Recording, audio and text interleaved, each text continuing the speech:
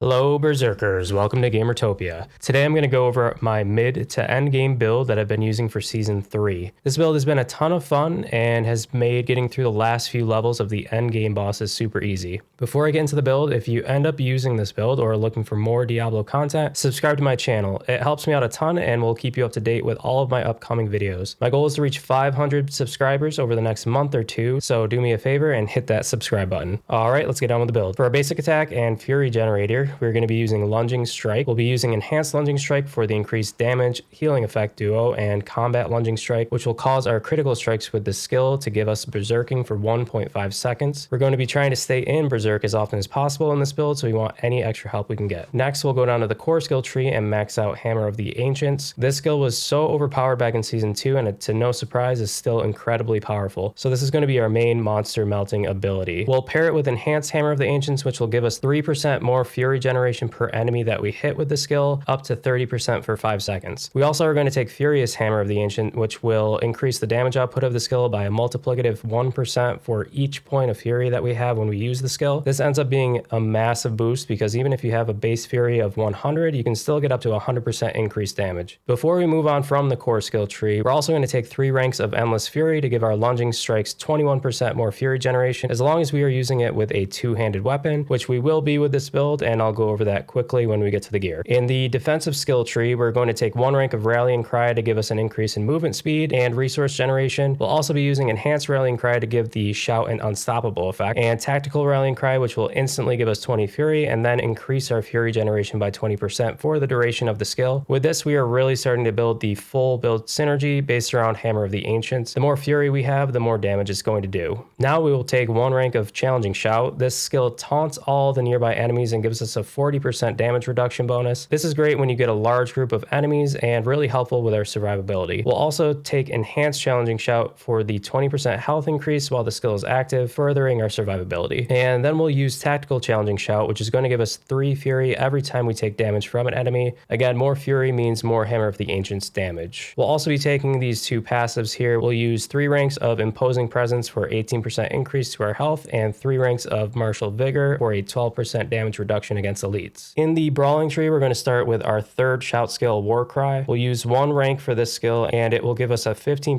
multiplicative damage increase while the skill is active. We'll pair this with Enhanced Warcry, which will cause the skill to give us Berserking for 4 seconds, and we'll also use Mighty Warcry to give us Fortify equal to 15% of our maximum health. We'll be taking the Shout passive trio here and maxing them all out, starting with Booming Voice to increase our Shout skill duration by 24%, then go to Raid Leader, which makes our shouts heal us and any nearby allies for 3% of our maximum health for the duration of the skills. And the last of the 3 is Guttural Yell, which causes nearby enemies to do 12% less damage when we use a shout skill. We are using 3 shout skills with this build, so all these effects are going to be happening quite often. Before we move on from this tree, we're going to be maxing out Aggressive Resistance for 12% damage reduction while berserking, and Prolific Fury for an 18% Fury generation increase while berserking. In the Weapon Mastery tree, we'll max out Pit Fighter for a 9% multiplicative damage increase to close enemies and a 6% damage reduction from distant enemies. Then we'll go down to Thick Skin and take 1 rank for a small amount of Fortify when we take damage, but also to allow us to max out Counter Offensive for a 12%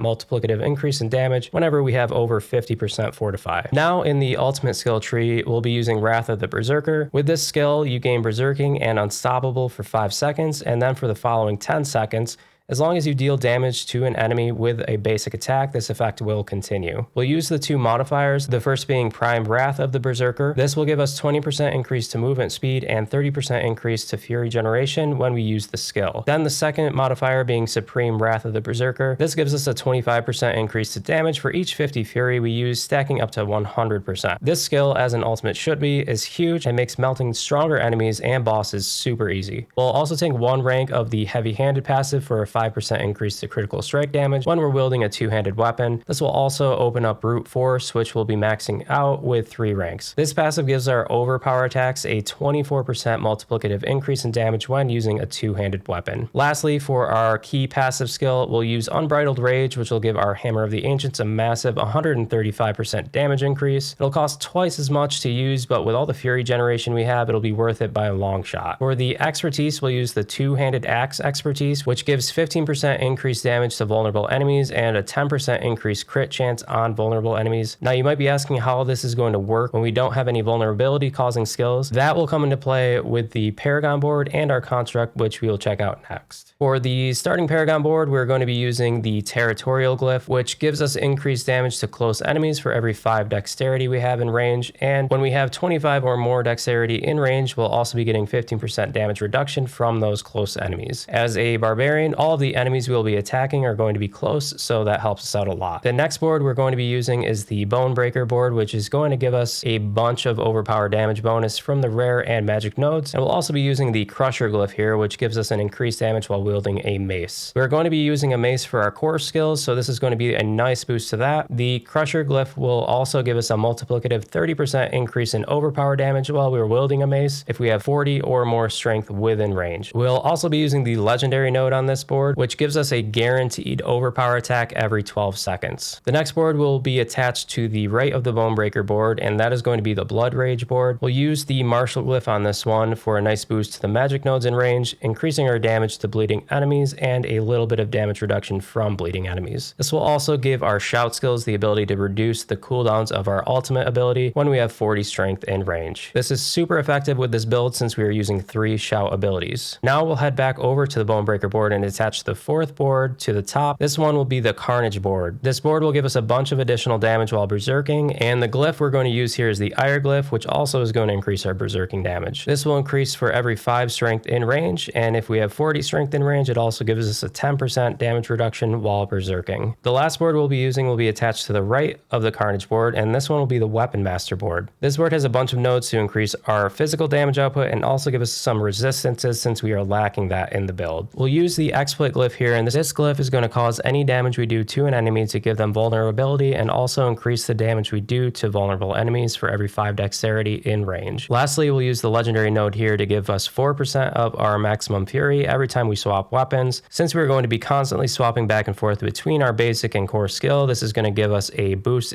to our resource management. Now we'll check out our construct for Season 3. The first governing stone we'll use is Flash of Adrenaline. With this, we'll use the Duration, Safeguard, and Tactical Support tuning stones. With this fully leveled, we'll receive a 20% multiplicative increase to our damage output, and with the Duration and Tactical Support tuning stones, this will last for 12 seconds and have a cooldown of 12 seconds, meaning it'll be a constant effect. The Safeguard Support tuning stone is going to give us a 15% damage reduction for 7 seconds as well. The second governing stone we're going to use is going to be Tempest, and we're using Breaking, Arcing, and Swift support tuning stones with it. With this, we are attacking 12 enemies at a time every 0.8 seconds and causing them to be vulnerable, furthering our two-handed axe expertise and exploit glyph effectiveness. Before wrapping up with the construct, I'll mention that if you're lucky enough to have the Evernight or Genesis tuning stones, definitely use them. I would swap the Safeguard support for Genesis, making us lose 15% damage reduction, but we gain 150% effectiveness of Flash of Adrenaline. Then if you have the Evernight stone, swap that with the Swift support stone. This will decrease the cooldown of the Tempest stone, but it will give you a constant +4 to all skills since it lasts for 2 seconds. Enemies will also stay vulnerable for 2 seconds from this tuning stone, so as long as your construct is using Tempest every 2 seconds or less, you'll be good to go. For gear, we'll be using a couple uniques, but they aren't completely necessary until you get to more of the endgame content. For the helmet, we'll be using Tusk Helm for a chance of an increase to damage, fury generation, and cooldown reduction. On the chest, we'll have total damage, damage with dual wielded weapons, total armor percentage, damage reduction from bleeding enemies, and Juggernaut's aspect for an increase to our total armor. The gloves should have strength, attack speed, crit chance, ranks of Hammer of the Ancients, and aspect of Ancestral Force for a nice 15% increase in damage to Hammer of the Ancients. The pants will be Tybalt's Will, which will give us a huge 40% multiplicative damage increase for 11.4 seconds every time we use our Rallying Cry, and 9 seconds when we use Wrath of the Berserker. If there's any single piece of gear that really boosts this build, it's going to be this one. On the boots, if you can find a good pair with attacks reducing evade cooldown, that would be ideal since our Juggernaut aspect is doubling the cooldown of our evade. Other than that, you'll want Berserking duration, fury cost reduction, and then some kind of elemental resistance. Depending on the resistances of your rings, this could change from what I have. You'll also want to use Relentless Berserker's aspect for a chance to increase Berserking duration when using Hammer of the Ancients. Now for our first two-handed weapon, you'll want to use a mace for the increase to overpower damage. We'll want to have overpower damage, vulnerable damage, core skill damage, damage to bleeding enemies, and Earth Striker's aspect for even more overpower damage. Our one-handed weapons will also be maces, furthering our overpower damage. On these you want either strength or all stats, overpower damage, core skill damage, vulnerable damage, damage to close enemies, and then we'll use aspect of Limitless Rage and Edgemaster's aspect to give our Hammer of the Ancients a big boost in damage. Our second two-handed weapon will be an axe, which will give us an increase in damage to healthy enemies, but also lets us have our two-handed axe expertise. We'll want strength, overpower damage, vulnerable damage, damage while berserking, and aspect of the Expectant for even more damage increase for the Hammer of the Ancients. On our first ring, we'll use overpower damage, max life, max fury, resource generation, and accelerating aspect for a chance to increase our attack speed. And the second ring will have critical strike chance, vulnerable damage, damage while berserking, resource generation, and aspect of echoing fury. This will give us some assistance with our resource generation. Since we're using 3 shouts with this build, the effect of the aspect of echoing fury will be near constant. Lastly, we'll be using Banished Lord's Talisman, which gives us a guaranteed overpower with up to a 120%